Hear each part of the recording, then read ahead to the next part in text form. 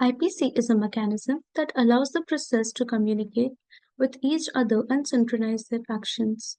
It is essential for enabling cooperation and sharing data among multiple processes running on a system, especially in a multi-thread or a multi-process environment. It is important because it allows data sharing. Different process often needs to exchange data. IPC enables process to share information efficiently without risking other corruptions. IPC can be done in two ways. Firstly, shared memory, a section of memory that multiple processes can access. It is a region of shared memory between two processes in which both the process can read and write. It is the fastest IPC method as data does not need to be copied between processes, but it requires proper synchronization. Avoid trace conditions. Message passing. Processes communicate with each other by sending and receiving messages. It can be of two types. Firstly, direct message passing, in which communication occurs directly between sending and receiving processes.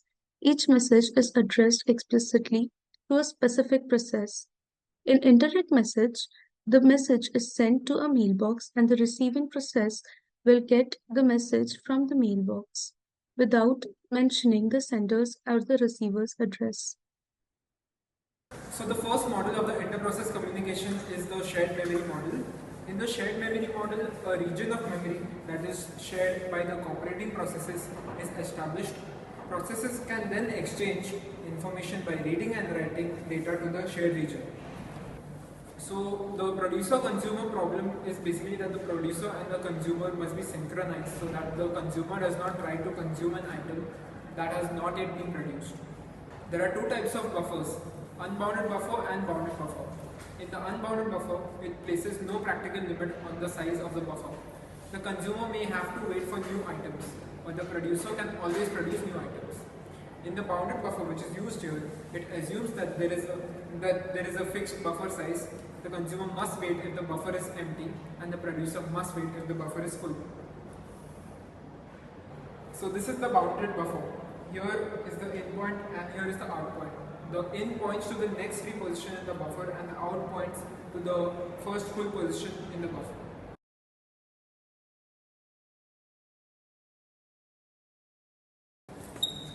In a message passing model, the processes communicate with each other without resorting to any shared variables or a shared address space. This is particularly useful in a distributed environment. For example, consider a chat program used on a World Wide Web. It could be designed so that the participants can chat and communicate with one another by passing messages. Now, interprocess communication facility provides two operations, basically send message and receive message. The message size can either be fixed or variable. Now, if processes P and Q wish to communicate with each other, they need to establish a communication link between them and exchange messages via the send and the receive. Now, the communication links can be implemented in two ways, either physically or logically.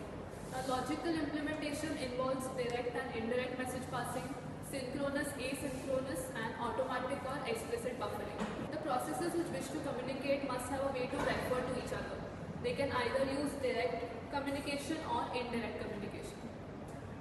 Coming to direct message passing, the processes must name each other explicitly. So send P2, message sends a message to process P2 and receive P1 message receives a message from process P1. Now, what are the properties of the communication link? The processes need to know each other's identity to communicate. A link is associated with exactly one pair of the communicating processes, and between each pair there exists exactly one link. This link can be unidirectional, but it is usually bidirectional. We have used a unidirectional link here. Now, direct communication scheme exhibits symmetry in addressing. That is, both the sender and the receiver need to explicitly name each other to communicate. There are several disadvantages in direct message passing. So if the process definition needs to be changed, then we have to examine all the process definitions and all the references to the old identifier must be found, so that they can be modified with the new identifier. These kind of hard coding techniques are less desirable than techniques involving indirection. So this leads us to indirect communication. Messages are directed and received from mailboxes, also referred to as ports. Each mailbox has a unique ID, and processes can only communicate if they share a mailbox. A process can communicate with some other processes via a number of different mailboxes. Two processes can communicate only if the processes have a shared mailbox. Properties of a communication link. Links can be only established if the processes share a common mailbox. Between each pair of communicating processes, there may be different number of links with each link corresponding to one mailbox, and the links may either be unidirectional or bidirectional. The primitives are defined as send a message, which sends a message to mailbox A, and receive a message, which receives a message from mailbox A. If multiple processes share a mailbox, then who gets the message?